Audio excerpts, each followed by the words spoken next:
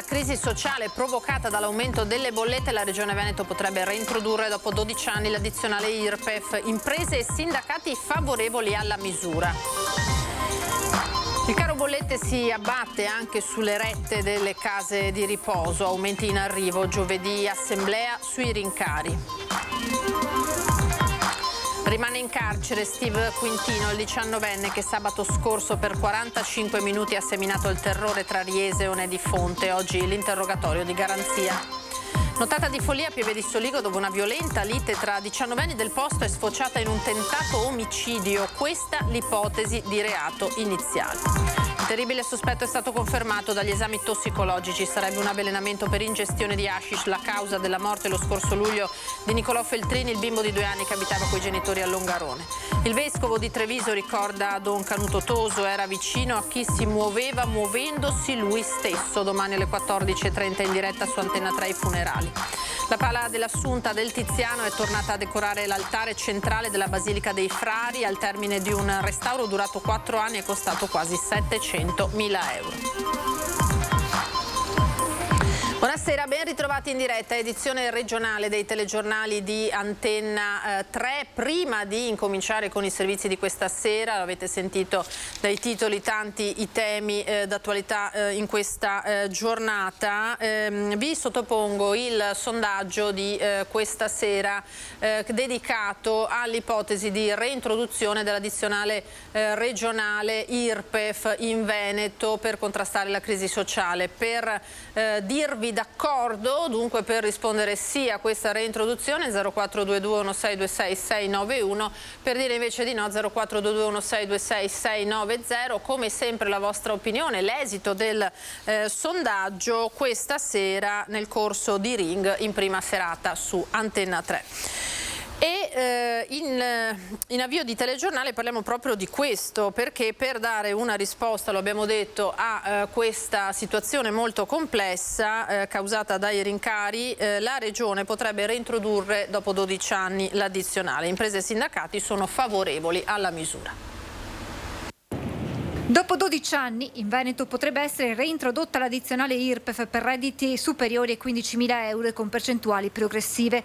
Al momento nulla di deciso, ma la Giunta sta valutando la misura, assente dal 2010, che faceva della nostra l'unica regione tax free. Ma la situazione di famiglie e imprese è talmente delicata da richiedere una riflessione. Io lo ritengo dovuto, perché mai come in questo momento c'è bisogno dell'intervento da parte del pubblico, dello Stato, della Regione.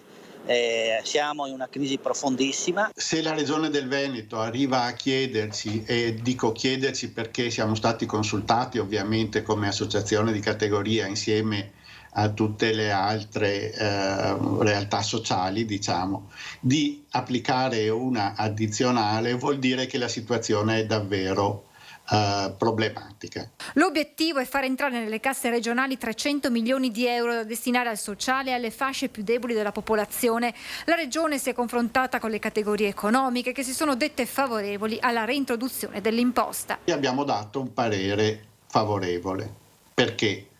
Perché siamo certi che i fondi generati da questa addizionale IRPEF andranno ad essere utilizzati effettivamente per chi davvero ne ha bisogno. Per tanti anni abbiamo goduto, tra virgolette, questa non pagarlo, e adesso dobbiamo fare un po' un sacrificio tutti quanti e metterci a disposizione della collettività. Massima disponibilità al confronto arriva anche da CGIL, CISL e UIL, che chiedono però un meccanismo di progressività e tutela dei redditi più bassi e che il gettito dell'IRPEF venga interamente destinato ad interventi sociali e di sostegno alle famiglie. Concorda con i sindacati il presidente di Unioncamere, che però chiede attenzione anche per il mondo produttivo. Non solo un aiuto alle famiglie, a chi ha più bisogno, ma anche una parte deve essere data alle imprese, perché le imprese se chiudono non creano ricchezza, ma i titolari delle imprese una volta chiuso non hanno la cassa integrazione. E poi c'è il fronte delle case di riposo, anche questo sappiamo pesantemente colpito dal caro bollette, aumenti in arrivo rispetto alle rette. Giovedì si terrà un'assemblea dedicata ai rincari. Il caro energia incide anche sulle rette delle case di riposo, familiari preoccupati per un possibile aumento delle rette visto i costi esorbitanti che i gestori della RSA stanno affrontando. Il caro bollette pesa moltissimo, pesa nell'ordine degli 8-10 euro al giorno per ospite, quindi vuol dire un rischio di incrementi nell'ordine dei 250-300 euro al mese. E quello che lamentiamo, che segnaliamo e che denunciamo è il fatto che per la terza volta questo Paese e il Ministro della Sanità fanno un decreto sostegni e noi credo siamo gli unici rimasti fuori ancora una volta. Roberto Volpe, presidente di Uripa Veneto, l'Unione regionale degli istituti per anziani, calcoli alla mano, parla di aumenti del 20%. Per questo risulta incomprensibile il fatto che per la terza volta le RSA vengano escludete dai sostegni dello Stato. Una situazione difficilissima a cui si aggiunge anche il rincaro dei prezzi delle materie prime. In questo momento noi stiamo subendo anche tutta un'altra serie di aumenti che sono gli aumenti che ognuno di noi vede nello scaffale della spesa, per cui per noi sono cresciuti gli alimentari, le lavanderie, il materiale di consumo, cioè quel parametro inflattivo che è all'interno di ogni famiglia e anche all'interno delle nostre gestioni. Quindi io non ho ricordi in 30 anni di aver visto una situazione come questa. E la mancanza di aiuti da parte dello Stato, ripeto, rischia di metterci in ginocchio e noi non lo vogliamo. Giovedì è prevista un'assemblea sulla gestione del caro bollette. Se no verranno in soccorso gli aiuti attesi che auspichiamo, probabilmente decideremo che nelle fatture evidenzieremo i costi dell'energia in modo che anche l'utente singolo si renda conto. Però la vedo una soluzione estrema. E se gli aiuti non arrivano? Porteremo le chiavi delle strutture ai prefetti. Sarà bisogno, se siamo ancora dimenticati, anche di azioni eclatanti. Ora la cronaca. Steve Quintino, il 19enne che sabato per 45 minuti ha seminato il terrore tra Riese e Onè di Fonte, era chiamato oggi all'interrogatorio di garanzia, durato circa un'ora. Poche le frasi del giovane, mi dispiace, ripete di fronte al magistrato. In cella ripete più volte la tabellina del 3, poi si rivolge all'arcangelo Gabriele. Steve Quintino continua a rimanere in un mondo tutto suo. L'unica sua richiesta: voglio mia mamma. Questo pomeriggio si è svolto in carcere a Treviso l'interrogatorio di garanzia, che è durato circa un'ora. Sono state chieste delle misure alternative alla custodia cautelare. Il PM ha chiesto la custodia cautelare e il giudice si è riservato. Davanti al giudice per le indagini preliminari Piera De Stefani e al pubblico ministero Barbara Sabattini ripete "mi dispiace", poi quella frase che aveva detto più volte durante l'arresto. Posso chiedere scusa e salvare il mondo? Non è riuscito a ricostruire quanto ha fatto quel sabato mattina quando ha rubato 3 macchine ed ha travolto ed ucciso il ciclista 67enne Mario Piva. Ricorda pochi momenti. Che ha preso delle macchine e ha guidato per correre forte. Tutto quello che è stato dichiarato. Basta. Ha ricostruito insomma quello che ha fatto quel giorno? No, non è in grado in questo momento, insomma. Si è pentito? Ha detto anche che gli dispiace, ma sono dichiarazioni a spot così. Poi aggiunge: però ripeto, stiamo parlando di una persona che è in una situazione di difficoltà, quindi non ha un parlare coerente rispetto a quella che è la situazione che si trova a vivere. Difficile capire cosa sia accaduto nella mente del 19enne in quel preciso momento. Ci sono le basi per fare un certo tipo di accertamenti, sia psichiatrici che tossicologici, perché non c'è un'apparente spiegazione a una condotta del genere, insomma, anche perché è stata repentina e si è svolto tutto in 3/4 d'ora, quindi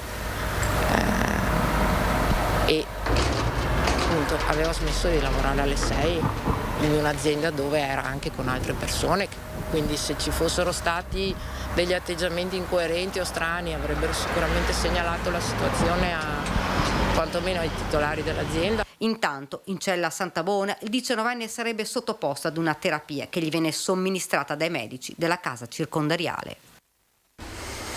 Prima di proseguire con gli altri servizi, la notizia che arriva dal veneziano di un tragico incidente avvenuto nel pomeriggio a Campolongo Maggiore, dove un 55enne del posto, Luca Tonelli, stava pedalando in sella alla sua bicicletta quando si è scontrato con un'auto in transito su via Rovine. Il ciclista è stato inizialmente soccorso in condizioni molto gravi, portato con l'ambulanza all'ospedale di Padova. Poco dopo però i medici ne hanno dichiarato il decesso. Sul posto dell'incidente sono intervenuti i carabinieri di Chioggia per tutti i rilievi.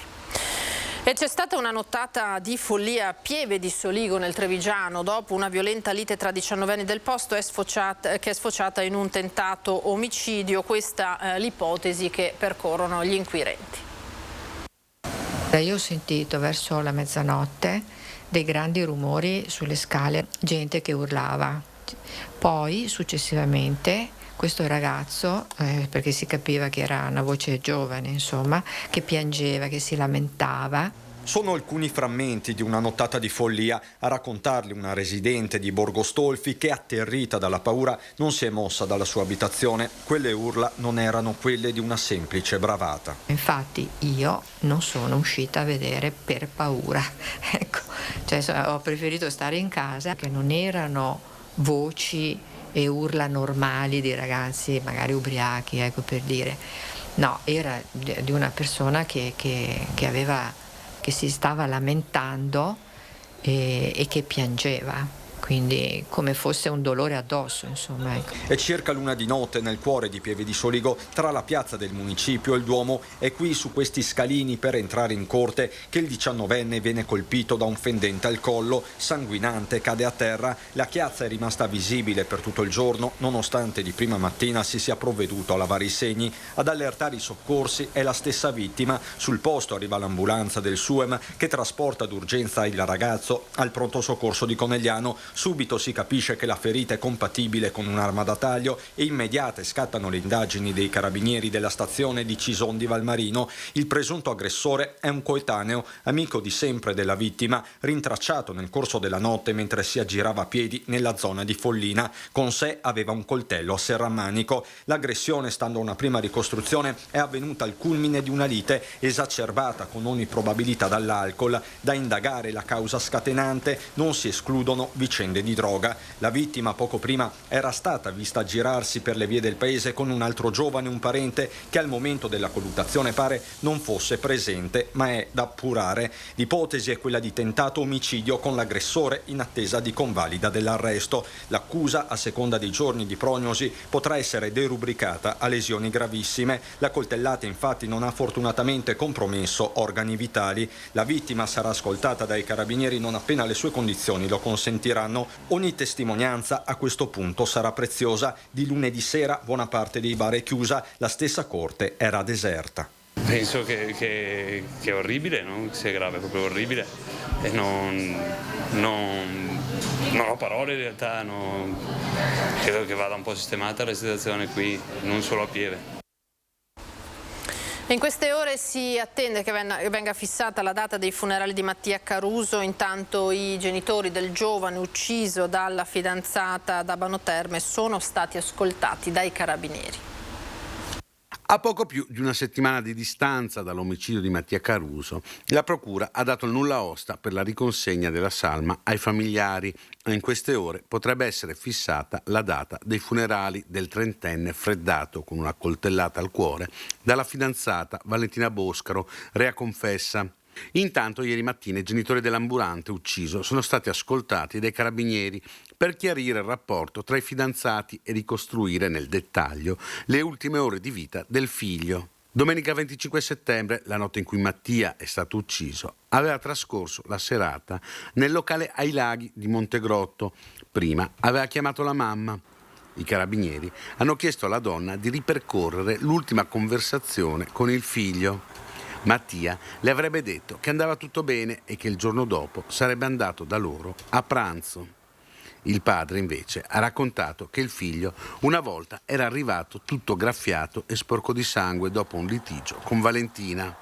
Lui gli aveva chiesto perché si facesse trattare così dalla fidanzata e Mattia aveva risposto che tu mi hai insegnato a non toccare le donne.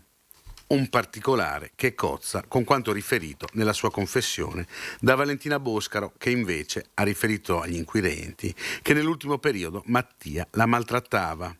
Il rapporto tra i due fidanzati era burrascoso, turbolento. La cosa era nota a tutti, anche agli amici. La ragazza era estremamente gelosa e spesso litigavano, ma tra alti e bassi la storia durava da 2 anni. Mattia, prima di essere ucciso, aveva chiesto ad un amico di venirlo a prendere al locale, poi però è salito in auto con Valentina. Questo è il punto che resta ancora da chiarire. Valentina Boscaro, intanto, rimane ai domiciliari nella sua abitazione a Montà con l'obbligo del braccialetto elettronico. Il terribile sospetto della prima ora sembra confermato, sarebbe un avvelenamento per ingestione di hashish. La causa della morte il 28 luglio scorso all'ospedale di Pieve di Cadore di Nicolò Feltrini, il bimbo di 2 anni che abitava con i genitori a Longarone. Lo avrebbero confermato, come riporta il Corriere del Veneto, gli esami tossicologici sui materiali biologici prelevati nel corso dell'autopsia sul corpo del piccolo. Il bambino era arrivato all'ospedale portato dal padre, allarmato per le condizioni del figlio, caduto in uno stato di narcosi dal quale non riusciva a risvegliarlo. A carico del padre c'è un'indagine per omicidio colposo. Effettuavano voli turistici su Venezia senza autorizzazioni. La Guardia di Finanza ha sequestrato 2 elicotteri di una nota società. Cosa c'è di più bello che vedere Venezia dall'alto per un turista? Lo sa bene la società che organizzava voli sulla laguna senza però avere le autorizzazioni necessarie. La Guardia di Finanza di Venezia, al termine di un'attività di indagine diretta dalla Procura, ha quindi sequestrato 2 elicotteri che venivano utilizzati da questa società operante nel settore turistico per effettuare dei veri e propri tour dall'alto. Dagli accertamenti è emerso che la società, con base operativa su un'elisuperficie adiacente all'aeroporto Nicelli del Lido, avrebbe svolto voli panoramici sulla laguna che venivano ampiamente pubblicizzati sul web senza però possedere il certificato di operatore aereo previsto da un regolamento comunitario. Le Fiamme Gialle, che hanno operato in sinergia con i funzionari dell'ENAC, l'Ente Nazionale per l'Aviazione Civile, si sono presentate alla base di volo e nella sede delle ditte coinvolte nella gestione dei mezzi aerei, trovando i documenti che dimostravano l'impiego di questi elicotteri per scopi turistici. Oltre al sequestro, l'operazione ha portato alla segnalazione dei rappresentanti di 2 società per violazione degli articoli 1188 e 1231 del Codice della Navigazione. Sono in corso approfondimenti per verificare l'esistenza di eventuali altri responsabili. Saranno presieduti dal Vescovo di Treviso i funerali di Don Canuto Toso che si terranno nel Tempio di San Nicolò a Treviso e che Antena 3 seguirà dalle 14:30 domani con una lunga diretta televisiva e in streaming come servizio a tutte le sedi della Trevisani nel mondo, associazione che Don Canuto aveva fondato. Ieri sera all'apertura della settimana sociale della Chiesa trevigiana abbiamo raccolto la riflessione di Monsignor Michele Tomasi. Don Canuto è stato vicino alle persone che si muovono, muovendosi anche lui, e questo forse è una cifra per la Chiesa in questo periodo, essere lì dove sono le persone che si muovono o le persone che hanno bisogno o le persone che hanno bisogno di muoversi per poter vivere, e questa è la presenza ancora vicino ai trevisani nel mondo. Ma poi i migranti di oggi, tutti coloro che vengono anche da noi e che hanno lo stesso diritto a vivere, ad essere accolti, ad essere rispettati nella loro dignità personale, e dobbiamo camminare con loro anche in questo percorso. E poi anche i nostri giovani che migrano nei mondi vari di questo nostro mondo, che forse noi più adulti facciamo fatica a capire, ma che è casa loro, e dobbiamo andare con loro lì dove loro ci portano. Questo credo che sia forse l'intuizione grande di preti come Don Canuto Toso, cioè la capacità di camminare insieme a quelli che in un modo fisico o esistenziale migrano, perché la migrazione e lo spostamento è stato l'esodo, ma è anche il cammino verso la patria, verso il bene, verso la felicità. Ora a Venezia la pala dell'Assunta del Tiziano è tornata a decorare l'altare centrale della Basilica dei Frari al termine di un restauro durato 4 anni e costato quasi 700.000 euro. Quando nel 1516 il priore del convento dei Frari gli commissionò l'opera, Tiziano non aveva ancora 30 anni. La Pala dell'Assunta, che da mezzo millennio decora l'altare della Basilica di Santa Maria Gloriosa dei Frari, è considerata tra i capolavori dell'artista. Ai 4 anni di restauro, che oggi l'hanno quasi interamente riportata al suo originale splendore, hanno contribuito decine di professionisti, lavorando non solo sui 28 metri quadri dipinti su 20 assi di legno di pioppo bianco, che lo rendono uno dei dipinti su tavola più estesi del mondo, ma anche sulla cornice lapidea che lo circonda. Il colore è quello originale sostanzialmente, che in parte era stato offuscato dal tempo, ma anche dagli interventi di restauro del passato, che hanno immesso delle vernici pigmentate che impedivano di percepire il colore. Per esempio il rosso sembrava la stessa tonalità in 3 figure, in realtà Tiziano utilizza dei colori molto più complessi. L'intero costo dell'operazione, 670.000 euro, è stato sostenuto da Save Venice, organizzazione no profit statunitense che dal 1971 ad oggi ha contribuito a più di 550 restauri di arte e architettura a Venezia. Per noi è molto importante avere il legame tra l'oceano, cioè di esprimere la nostra amicizia per Italia in generale, ma Venezia specificamente. Chi sostiene Save Venice? Sono donatori americani, perché noi abbiamo la sede a New York, dove c'è la raccolta dei fondi, e in questo caso il restauro è stato finanziato, sponsorizzato dalla signora Beatrice Santo Domingo e la Jasmine Charity Trust. Durante i lavori di restauro non sono mancate le sorprese. Per esempio sono apparsi 2 angeli con pennacchio che prima non si vedevano. Domenica arriverà a Padova la staffetta partita da Milazzo in Sicilia per celebrare gli 800 anni dell'arrivo in Italia di Frate Fernando, l'uomo che diventerà Sant'Antonio, e ancora una volta noi ci saremo per un'edizione speciale in diretta dalla Basilica del Santo. Sono passati 800 anni dalla svolta francescana di Frate Fernando da Lisbona. 800 anni dal suo naufragio in Sicilia, 800 anni dal suo primo abbraccio con il poverello d'Assisi. Da qui cambia la sua vita e inizia quella dell'uomo che viene oggi ricordato come Sant'Antonio da Padova. Un compleanno speciale, un triplice anniversario di rilevanza mondiale che porta oggi un gruppo di pellegrini a ripercorrere attraverso 108 tappe il cammino di Antonio da Capo Milazzo fino alla sua Padova. Oltre 2000 chilometri, 3 milioni di passi e un affetto incontenibile per un santo amato anche nel Nuovo Mondo. Un percorso che si concluderà domenica proprio al Santo, dove saremo anche noi di Rete Veneta per celebrare questo momento storico di grande importanza. Saremo in diretta dalle 14 fino al tardo pomeriggio per raccontarvi un evento epocale, per farvi sentire le voci delle persone coinvolte in questo anniversario, per far sentire la vostra voce e quella dei fedeli. Dopo aver accompagnato il santo in volo sull'elicottero che lo ha portato sulle terre colpite dal Covid in una diretta che ha permesso a milioni di telespettatori di essere presenti al momento più alto della lotta al male invisibile, dopo averlo seguito sulle strade di Padova, sull'acqua della laguna e fra la sua gente, torniamo a portare nelle vostre case il santo e la storia. Domenica sul canale 14, a partire dalle 14. È tutto, grazie per essere stati con noi. Tra poco l'edizione di Venezia e ora le previsioni del tempo. Arrivederci.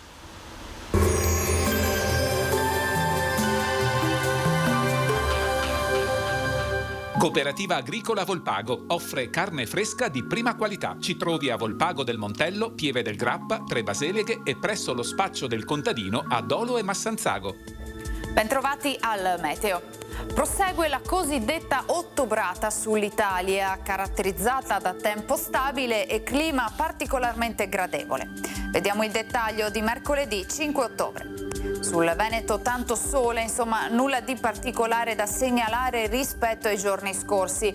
Il cielo sarà sereno, poco o parzialmente nuvoloso, con foschie e nebbie in pianura e nelle valli nelle ore più fredde. Temperature stazionarie minime tra 11 e 12 gradi, massime invece tra i 19 e i 24 gradi all'incirca. Spostiamoci ora sul Friuli Venezia Giulia. Cielo poco nuvoloso sui monti, più sereno su pianura e costa. Anche in questo caso possibili locali foschie notturne sulla bassa pianura. Temperature minime sugli 11-13 gradi, massime intorno ai 20-22 gradi. Infine diamo uno sguardo alla situazione del Trentino Alto Adige. Poche novità, anche qui bel tempo soleggiato con qualche annuvolamento, ma insomma senza ulteriori conseguenze. Temperature minime intorno ai 10 gradi, massime sui 22-23 gradi. Dal meteo di Antena 3 per ora è tutto, arrivederci al prossimo aggiornamento.